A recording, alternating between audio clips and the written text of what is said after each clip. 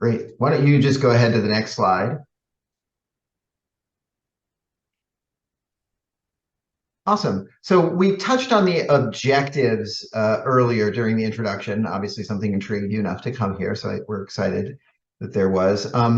We have been doing a lot of work with this process, some multi-pronged work, and Mia's going to talk more about the focus groups, and we'll talk about some of the direct outreach work, and then we're going to try and share some synthesis.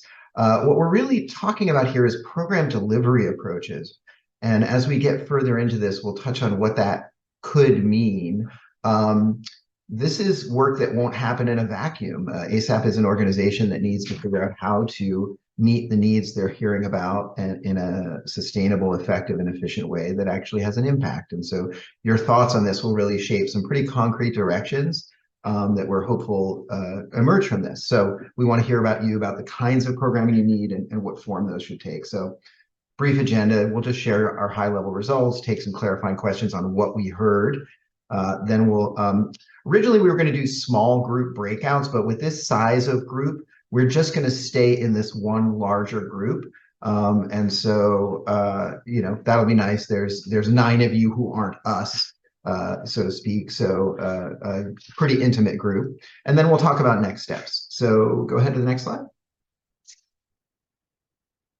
To set the stage a little bit, I just wanted to put up a few high-level thoughts that both informed us going into this work, centered our work, and are starting to shape how we're looking at this work. So I don't think you would be here if you didn't think that rural communities need support. I think that almost goes without saying, but it is also worth saying because this is the premise of a program like this and an initiative and the desire for ASAP to build this out. The programming options that are out there in the resilient space writ large are insufficient to the unique needs of rural communities. But what that support form that takes, from technical support to administrative support to raw people power, just having more bodies in rural communities doing this work, we're not so sure about. I think ASAP, and you heard this from Deborah a bit and from Rachel, as far as who they are and what they're doing, their organizational theory of change fits this need. There's long been an interest, you heard from Jan about the Rural Regional Collaboratives work. There is a draw and a member desire to support this work. And ASAP is trying to identify what would be that approach and what kind of programming options are available. So again, we want your help to identify the most impactful and effective path forward for ASAP, the organization. That doesn't mean for anybody, anywhere, anytime. It really means for this organization. And we want to ground that conversation that way. I think next slide is over to you, Mia. There we go. Yep. Thank you, Kev.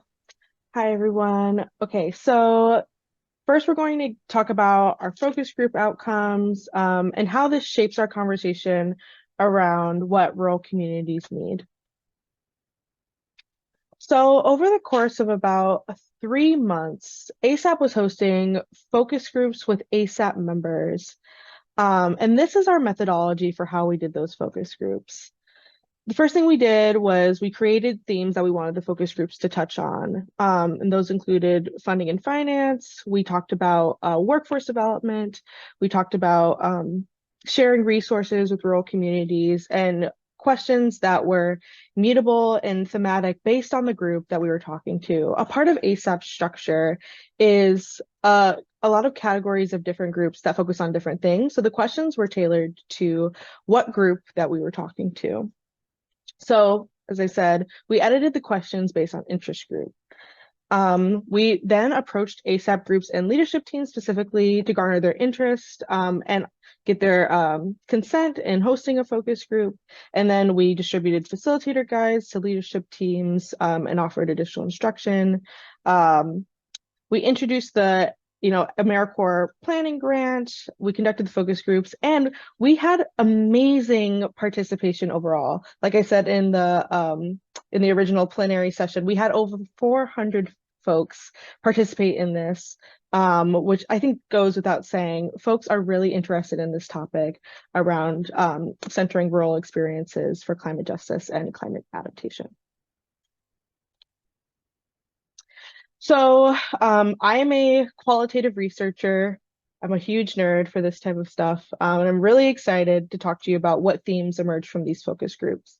The first theme overall really centers around understanding the problem. What are we dealing with here? And that really came out in 6 different questions pertaining to rural versus urban divide and policy barriers that folks are facing in rural communities. Those were the 2 major themes here. So what are folks saying about this? Some direct quotes: local community knowledge is really important and building trust takes time, and capacity in rural communities is a huge issue, as well as expertise and funding sources are lacking. Then on the policy front, you'll see people were talking about a lot of barriers to success around funding timelines and accessibility timelines with grants. Sometimes policy implementation is too technical and bureaucratic. Town halls are undersupported, etc. So we have huge capacity issues here that we're seeing across the board. The next theme was defining needed inputs to solve these problems in rural communities. So 2 major themes that stemmed from those conversations were around partnerships and funding. A lot of people pointed to extension programs. I know that we have some extension folks on the call. Universities, mentorship from adaptation professionals, and coordination with state and federal agencies were major themes that popped out in terms of partnerships. And then in terms of funding, folks were talking about going to the US, getting grants from the USDA, going to conservation authorities, and going to other federal programs. But overall, there was a general lack of clarity in terms of where folks should really go to in terms of funding. But these were just a few examples. And then to point to the major theme of this conversation, a big conversation from the focus groups that organically came about was refining potential activities for an AmeriCorps program. Obviously, you all know that this whole event is structured around the AmeriCorps planning grant that ASAP, Fair Strategies, and our network have been focusing on. And this conversation was about, okay, what are the next steps? What should we prioritize in terms of what we're doing next? And so these are some quotes from folks in terms of what AmeriCorps service members could focus on. One, listening and building upon relationships and strengths that are already established and focusing on a strengths-based approach in rural communities. Folks talked a lot about childcare and accessibility to that being a barrier and an issue. Folks really pointed to a need for mapping a community's infrastructure, and planning was one of the most major service industries where folks were like, we need help here. Professional development and grant writing as well. And so this is the beautiful code that we put together, the qualitative data code, that really focus directly on service industry. So I'm just going to share some themes from the code that I pulled out. Our most popular service industries that folks pointed to in terms of needing assistance in rural communities around climate adaptation were public health, planning, which had 52 mentions overall, and environmental engineering. Those are our big 3. In terms of most popular service activities that folks wanted AmeriCorps participants to focus on, grant writing had 40 mentions. It was big. Communication and engagement, education, energy with a special focus on agrivoltaics, flood management, and mapping, as we said earlier.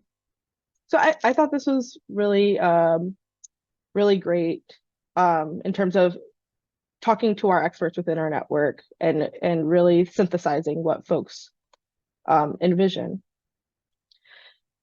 And then we also had conversations about job and workforce development and resources for education and well-being coming out of the focus groups. And so these are 2 really big desired outcomes that ASAP members were talking about. So again, just some quotes. One of the qualities that folks pointed to was being open-minded and not threatening to the community, and being able to listen was a huge skill.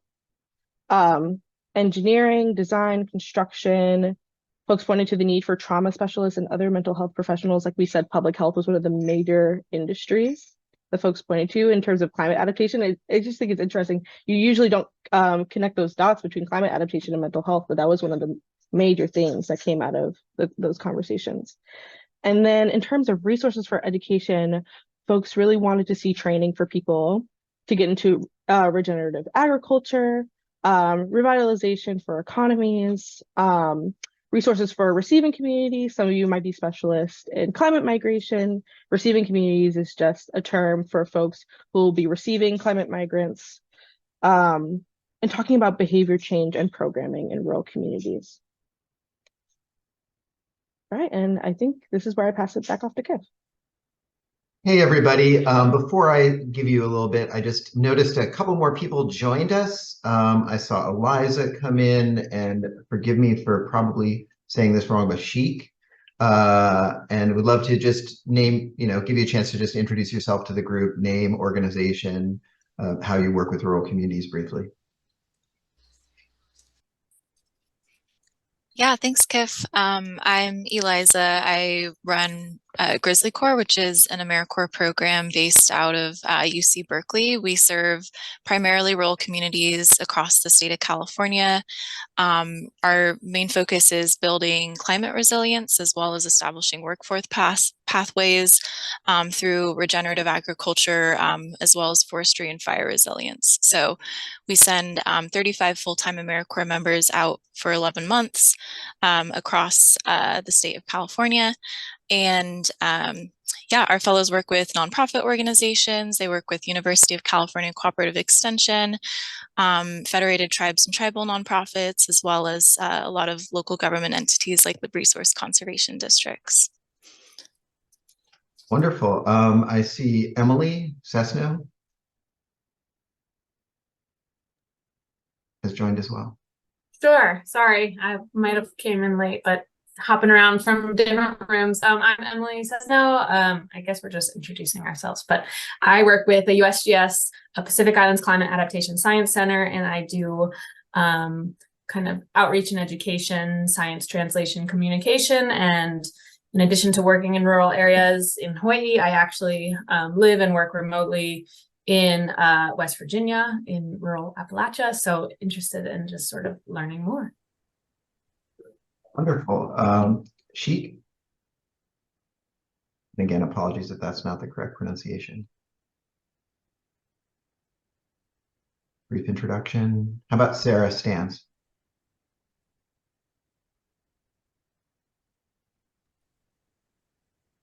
Finding all the buttons. All right. I think as quickly as possible, Sarah Stans. I'm in Park County, Montana, and we had a pretty epic flood last year, and we've moved from educating our community around the idea of community resilience to planning and preparedness for other events, including wildfire.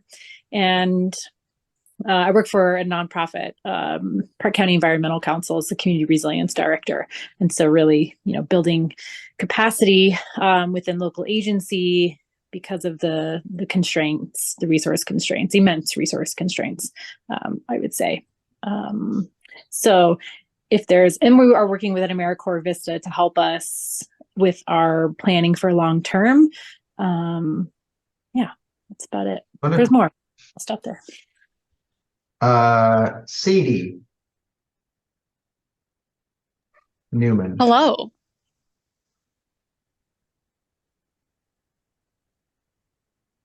You want to introduce yourself? Sure. I just joined on my phone this time. Sorry, trying to join all the rooms for like half an hour. I'm Sadie Newman. I am in southeastern Minnesota. I work in Rochester, which is technically the third largest city in Minnesota, but it definitely has not always been, and it is completely surrounded by much smaller cities. I live in Winona. Our population is declining. I'm currently on the steering committee for our new master plan. Work on a lot of comprehensive plans. I'm in water resources. And most recently, the best project I think I've ever done in my life is a co-design project for resilience hubs with residents. Great. And I think one more new person, is it Alex or Alexander? Hi, I'm Alexandra. I go by Allie. I'm in Northeast Wisconsin, in a small town, Shawano, on the banks of the Wolf River. I'm a journalist. I write about communities that are adapting to climate change, and but I'm also from a rural region and often visit rural areas in my reporting, and I'm gathering sort of insights on what patterns and how folks are responding to things. So really interested in what folks have to say today, and grateful to be here. Wonderful. Thank you guys. And I appreciate you taking time to introduce yourselves. I know we're running behind and all that, but it is good to know who's in the room, and this is a dialogue. So we can go back to the slides and I'll do my presentation.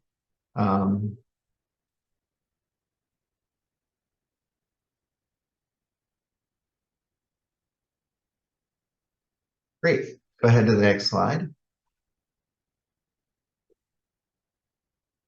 So what we did, we did not have 400 people in our conversations. I think we had about 15, but they were high value conversations with folks from AmeriCorps service commissions. These are the state organizations that run AmeriCorps programming, some affiliated national organizations, and other leaders in this space. And what we heard were the conversations surfaced a diverse set of rural support opportunities. Go ahead and click. And they really were quite varied. There were some clusters around key issues, but we saw things from economic development, energy, clean energy, tribal support and engagement, wildfire prevention, etc., access to federal funding. These are not things that one could develop one program to support, which was interesting. Participants also shared a lot of ideas for how ASAP can make inroads with rural communities from a programming perspective. Go ahead. And we heard about some interesting topics like focusing on resilience, not climate. The politics of climate change in rural communities came up often as a key factor to consider when trying to develop programming. The fact that there are existing programs in many of these communities that touch on this work, so don't try and launch something new, don't parachute into rural communities assuming you have a solution. You need to build a coalition of the willing in this space. As somebody mentioned in one of the other groups that I was in for the introductions, it seems like there's a regular cast of folks who do a lot of the work in local communities. You need to tap into them to make sure this happens. And you may need to tap into their networks as well. You need to think about workforce and careers. Job placement in rural communities is important. Community engagement has to be localized and relational, which for a national organization like ASAP presents some interesting program design questions. And some folks said, look, start small, build success. Don't try and build the entire engine for rural programming outright, but maybe think about doing one thing really well and growing from there. So that's what some of those thoughts. We also heard, go ahead, next slide, about barriers and challenges. We heard about rural program delivery barriers. Go ahead. Things came up a lot when we were talking about an AmeriCorps program or a fellowship program actually embedding people in communities. Boy, we heard a lot about support for those members. Housing is a critical barrier to getting people to travel to or even work in rural communities. Transportation to the locations, coordination across geographic boundaries. I'll go wait on, you can wait on that next click. Again, rural climate politics are a barrier that we heard about. The funding available for these programs, most service programs, when you think about either providing a technical assistance arm or providing fellows who might be embedded in communities, are going to have a match cost.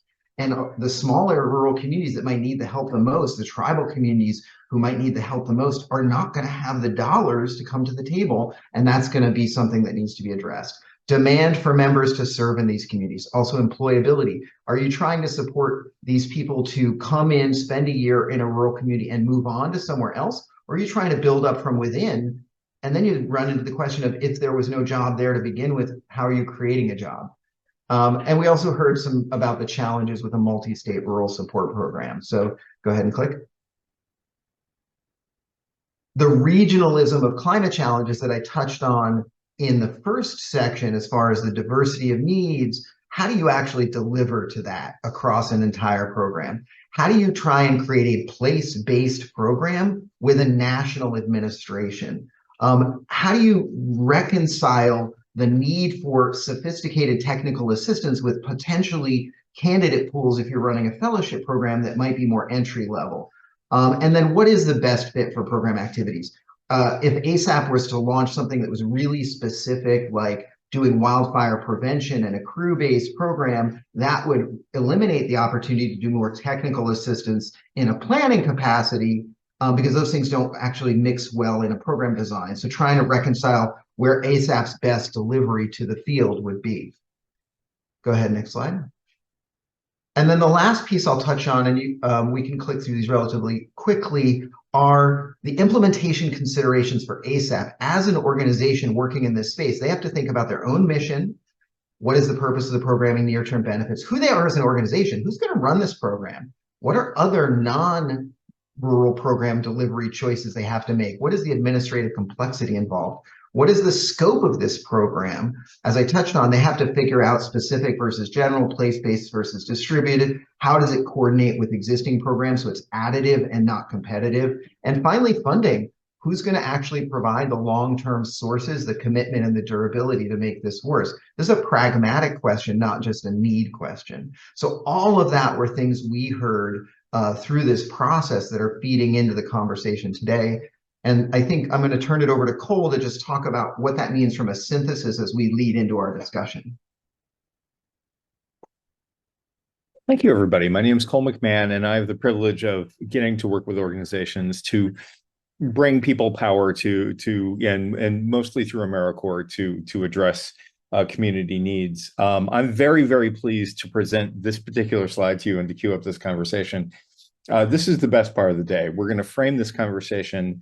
The key to our success here at ASAP is not how well we speak, but how well we listen. And I think as we run through these different programmatic ideas, we invite you to sketch out your needs or your preferences, or how some sort of support can best make a difference in your community or in your field. So if you were to imagine that ASAP as an organization has funding and expertise and capacity and the purpose and commitment to support you in your work, the question really becomes now, what does that look like and how are we going to do it? And this is where the conversation, to me, gets very exciting, where there's some powerful people that we've met over the course of the day. Wonderful, wonderful folks on this call. The three major sort of buckets or categories of ways that ASAP can contribute to your work, and they're not mutually exclusive, there can be a blended model here, are a training model, a technical assistance and coaching model, or a fellowship program. And I'm going to walk through some of the characteristics of these sorts of interventions, and then we're just going to dive into what do you think. But the first category of training would look something like this, that basically ASAP could produce based on what different constituents and stakeholders say is a need, and we can produce a training or a train the trainer type model for large or small groups of people to be able to engage in some knowledge and skill development. The second category, and you could see that would be a broad intervention and not a deep intervention. It would be something that wouldn't be that expensive. It wouldn't take that much time, but it would tend to be more general or more topical. A more in-depth sort of experience would be for ASAP to provide coaches or trainers or technical support staff around specific issues that affect, say, for instance, wastewater, or something that a number of different organizations face and are able. And so that would be embedding people with an organization over a short period of time, a medium period of time, I suppose, and having an extensive or prolonged experience with that. And that, of course, is a high personnel cost, but it could It could be a way to make a significant change in a smaller number of places. The third model would be the sheer people power idea of creating either a mid-career fellowship or something fairly entry level. And so that would be functionally creating a staffing structure and creating a mechanism for communities and for organizations to have a person who comes in to support the work, to do outreach, to do constituent work, to work on a specific issue.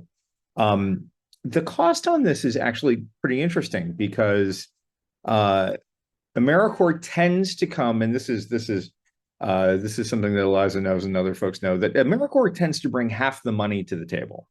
And that your mileage may vary, but you may assume that a cost for a human being embedded in your organization would be somewhere in the range of $20,000 to $25,000 on the federal side, and maybe $20,000 to $25,000 on your side. That's a dramatic gloss over simplification. But these costs are shared, and the burden of operating these programs are shared. And there's a fairly significant paperwork burden and also a remarkable impact in communities. And that is a long-term experience and a long-term relationship with a 1 or 2 year person in the fellowships. I have just read a chart. That's what I just did there. And that's terrible facilitation. Nobody wants to have charts read at them. But this is a moment for us, and we can leave the slide on. Please ask questions now. Do you have any questions about these 3 buckets or these 3 configurations?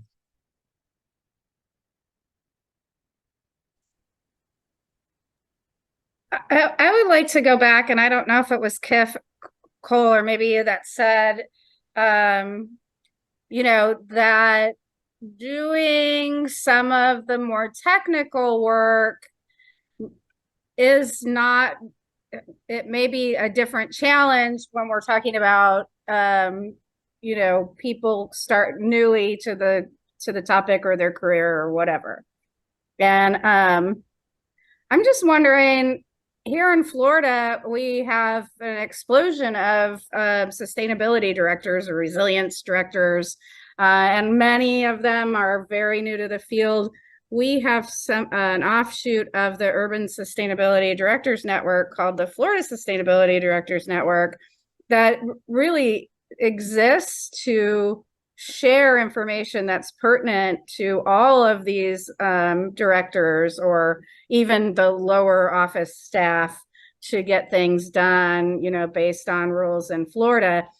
And I think it's working really well. I mean, I'm part of it, and it really lifts up those folks. So I don't know if you just have a different experience than that, where, you know, someone can't just come into the field and still have the support to really still do those technical, you know, vulnerability analysis or things like that.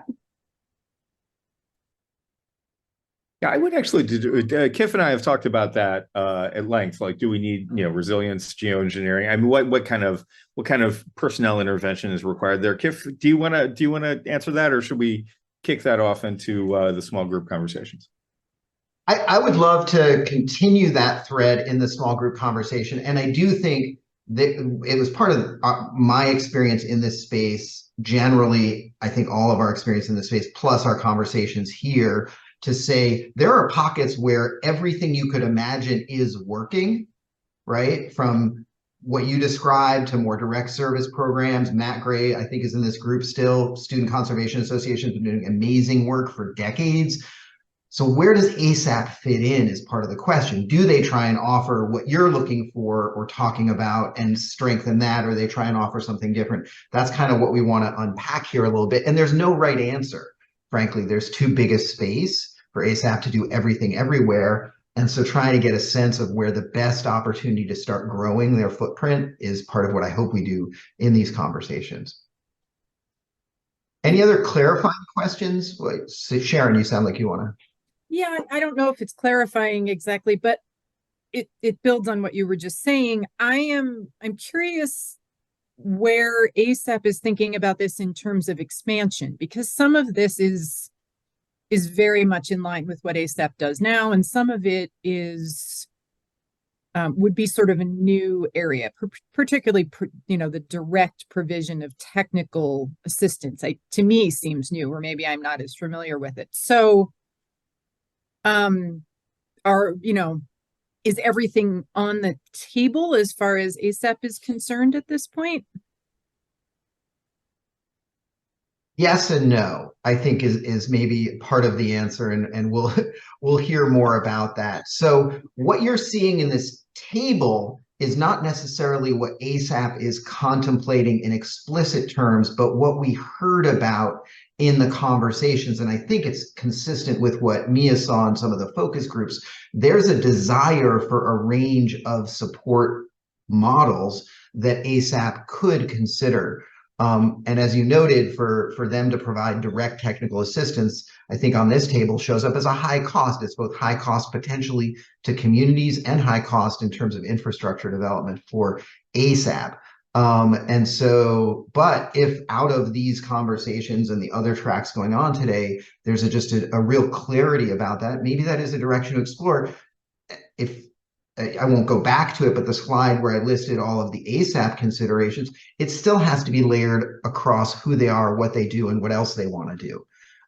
So we want to keep the door open to possibilities, but also as we think forward, ASAP is going to have to think about what they can and want to do, and where the best growth space is for them as an organization.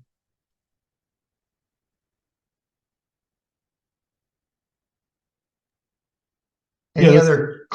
Go ahead, Matt. Yeah, this is Matt with the SCA. This is a super helpful chart, and just to put a finer point on, like, yeah, number 3 is kind of categorically different, right? And I think there's a few of us on this call who run AmeriCorps programs and just know the sheer scale of work needed to do that, and just paperwork and compliance, and you can go on and on and on. We have 3 full-time people just dedicated to AmeriCorps compliance, much less all the other people who are involved in the field. So it would be interesting to see. I mean, I could definitely imagine ASAP playing a role, especially in a national direct type of AmeriCorps, where it is sort of serves as this national support feeder and some funding, right? And then, of course, other local programs maybe would have to find some match funding, and that ASAP could coordinate that or something. But I think probably would require a partner, not necessarily SCA, but someone to handle all of the